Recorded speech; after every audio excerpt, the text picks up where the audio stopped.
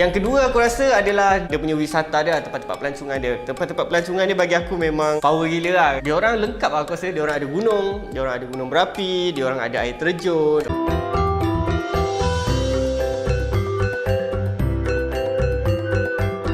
Ojo lali disubrek ya. Assalamualaikum semuanya, selamat kembali ke channel ini. Kepada kalian semua serta bantu support dukung As juga channel ini jutaan. Terima kasih ucapkan kepada yang baru yang masih belum gabung sama Design TV. Ayolah bantu dengan tekan butang subscribe, okay? Kerana subscribe itu gratis aja, gang. Okey, seperti biasanya As ingin mendoakan buat sesiapa saja yang menonton video As kali ini agar dikurniakan dengan limpahan rezeki yang melimpah ruah, tidak akan pernah putus-putusnya, dipermudahkan segala urusan, dimakbulkan setiap impian dan doa, yang belum dipertemukan jodoh dipertemukan dengan jodoh yang baik insya-Allah, yang sedang diuji dengan kesakitan diangkat kesakitan yang digantikan dengan kesembuhan insya-Allah, dan diberikan kebahagiaan selamanya insya-Allah, amin. Okeylah, hari ini Az nak react satu lagi video daripada channel ML Studios. Jangan lupa untuk bantu juga subscribe channel ini, tanda dukungan kita. Kita akan melihat katanya kali ini travel ke Indonesia. Ini adalah perkongsian daripada satu YouTuber Malaysia iaitu Khairul Jemain yang menceritakan dan berkongsi pengalaman dia travel ke Indonesia. Ingin tahu apakah pengalamannya saat lagi travel ke negara bertuah Republik Indonesia? Yuk, ikutlah react. Yuk. Okey, udah siap semuanya. Yuk kita mula. Bismillah. Negara yang aku suka adalah negara Indonesia lah. Sama ada orang dia, makanan, budaya dan wisata dia lah. Maksudnya tempat pelancongan. Kalau nak ikutkan, aku pernah pergi Jakarta, Bandung, Medan, Danau Toba, Lombok, Padang, Solok. Sebab aku kaki hiking dulu, so memang aku pergi hiking lah. Dia 3 benda aku datang Indonesia ni. Sama ada biasanya untuk misi kemanusiaan, untuk hiking ke gunung-gunung. Satu lagi liburan lah, maksudnya jalan-jalan dekat sana, melawat tempat-tempat menarik dia. Aku minat Indonesia ni sebab satu benda adalah dia punya bahasa lah. Maksud dia bahasa dia dengan bahasa kita tak jauh beza, dan dia boleh faham aku boleh faham dia. Sebab itu mudah untuk aku berkomunikasi dan juga untuk aku ramah mesra dengan dia orang punya community. Yang kedua aku rasa adalah dia punya wisata dia, tempat-tempat pelancongan dia. Tempat-tempat pelancongan dia bagi aku memang power gila lah. Dia orang lengkap lah, aku rasa. Dia orang ada gunung, dia orang ada gunung berapi, dia orang ada air terjun, dia orang ada danau, tasik, dia orang ada laut, dia orang ada pulau, semuanya memang perfect. And then makanan, kalau aku travel aku gila makan juga. Macam benda-benda yang susah nak dapat dekat Malaysia, pergi Indonesia time tu lah baru aku makan kau-kau lah, makan dia punya makanan lah. Aku akan cuba satu-satu. Soto Makassar, banyak benda yang tak masuk dekat Malaysia lah. Macam kita ada bakso, yang penyet apa semua, itu benda-benda yang biasa lah, benda-benda yang tradisi ni. Sebab Indonesia ni dia terlalu besar, kegugusan pulau dia pun banyak gila. So jadi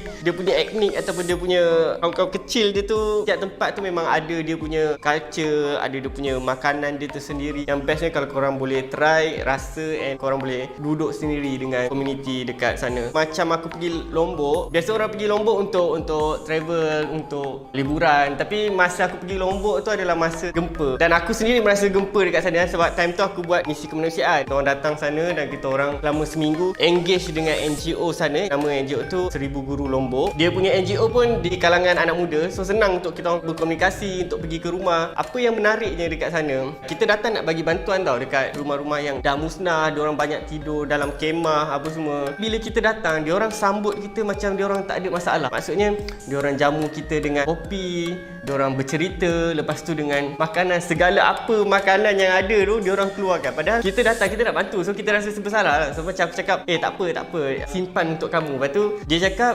kamu adalah tetamu, so kami harus layan kamu sebab kamu adalah tetamu. So aku nampak lah diorang punya culture begitu. Kalau aku rasa kalau rumah aku roboh, mungkin aku tengah fikir kau nak datang tu, tak tahu sama ada aku layan ke tak. Tapi dia orang punya community tu sangat kuat. Sebab tu bagi aku, kalau dalam Asabiah kita panggil Asabiah dia orang punya sangat strong lah, dia orang punya Pancasila kan. Kalau macam kita masih lagi kena belajar lagi dengan Indonesia, macam mana dia orang mengukuhkan atau bersatu padukan dalam dia orang punya rukun negara tu. And then masa 2017 aku di Bandung, aku tengok macam mana betapa meriahnya indahnya diorang sambut kemerdekaan di Indonesia. Sekeliling setiap kampung kau akan nampak merah putih, merah putih, merah putih. Dan yang menariknya, mereka tidak mengharapkan inisiatif daripada government ataupun untuk buat sesuatu acara, tapi mereka ni develop diorang punya organisasi dalam setiap community. So maksudnya setiap kampung ada acara untuk menyambut hari kemerdekaan diorang.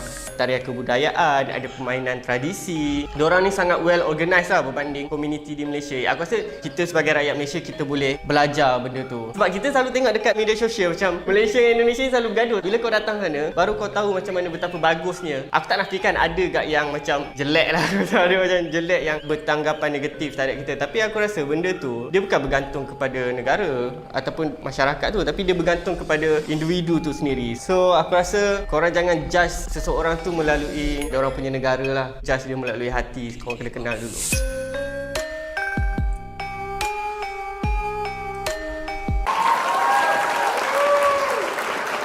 Tadi kita dapat saksikan bagaimana pengalaman yang dikongsikan oleh saudara Khairul Jama'in yang merupakan seorang YouTuber juga yang sentiasa berkongsi ataupun suka berkongsi tentang pengalaman beliau yang suka travel, ya, suka sekali travel, dan biasanya dia adalah backpackers yang suka travel dan juga selalu melakukan misi kemanusiaan.